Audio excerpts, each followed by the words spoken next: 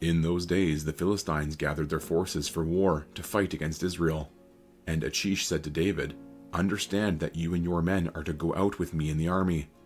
David said to Achish, "Very well, you shall know what your servant can do."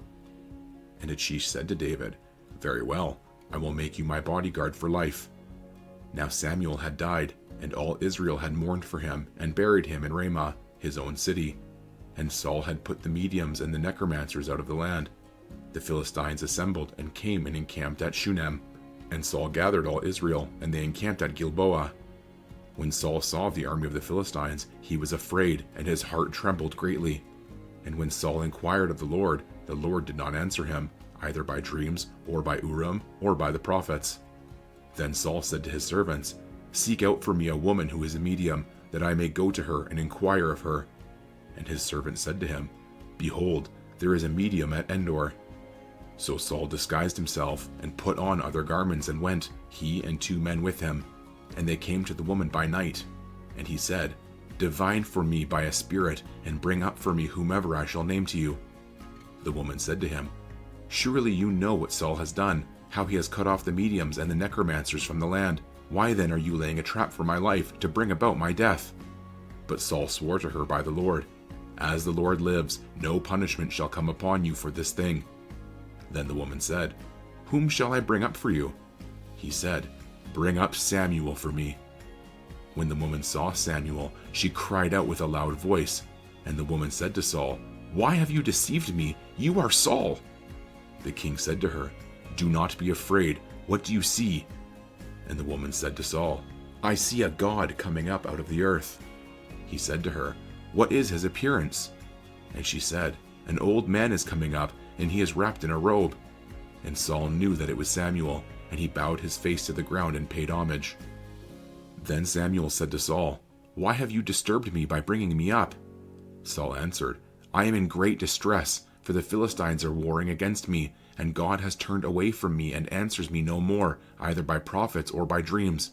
Therefore I have summoned you to tell me what I shall do."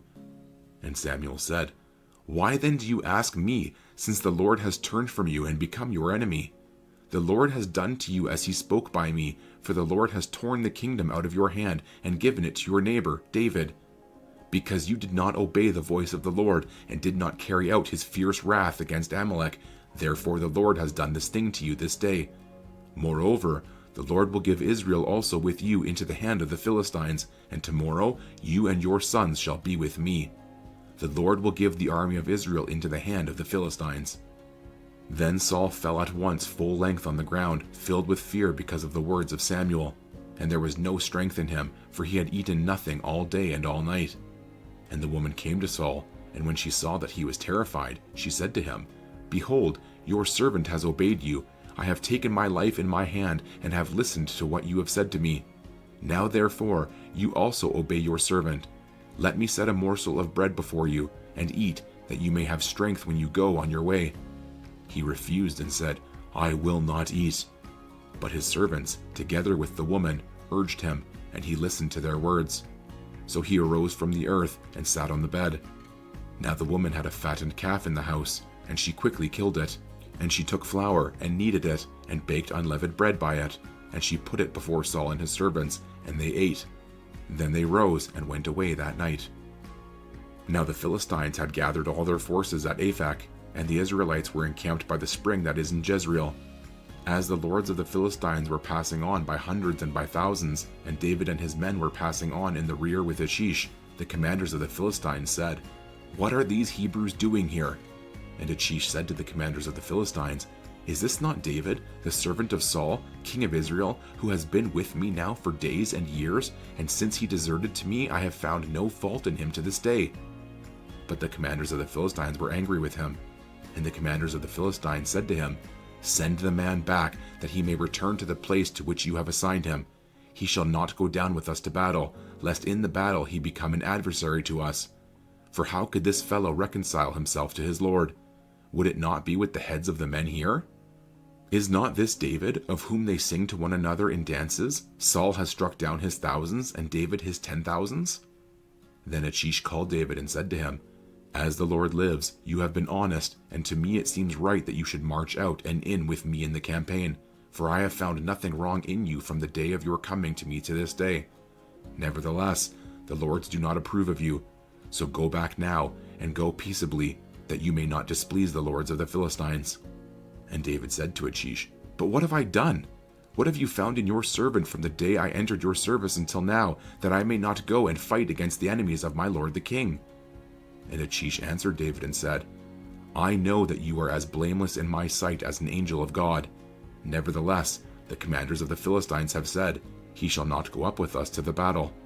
Now then, rise early in the morning with the servants of your lord who came with you, and start early in the morning, and depart as soon as you have light."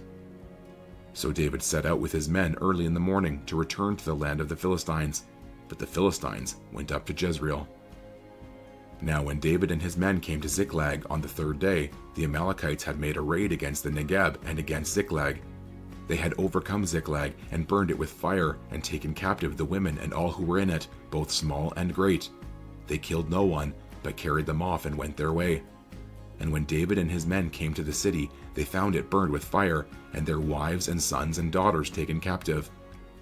Then David and the people who were with him raised their voices and wept until they had no more strength to weep. David's 2 wives also had been taken captive, Ahinoam of Jezreel and Abigail the widow of Nabal of Carmel. And David was greatly distressed, for the people spoke of stoning him, because all the people were bitter in soul, each for his sons and daughters.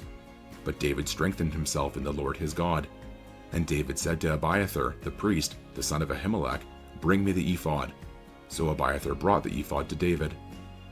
And David inquired of the Lord, "Shall I pursue after this band? Shall I overtake them?"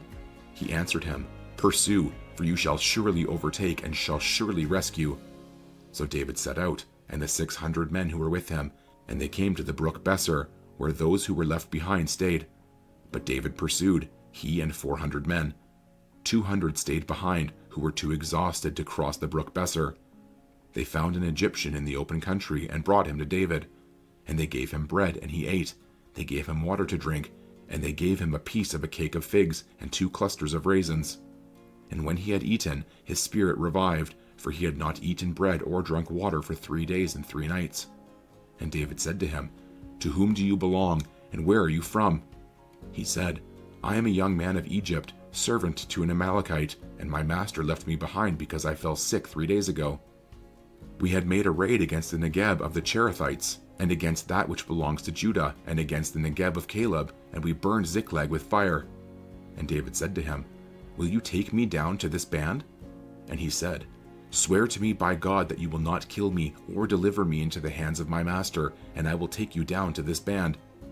And when he had taken him down, behold, they were spread abroad over all the land, eating and drinking and dancing, because of all the great spoil they had taken from the land of the Philistines and from the land of Judah.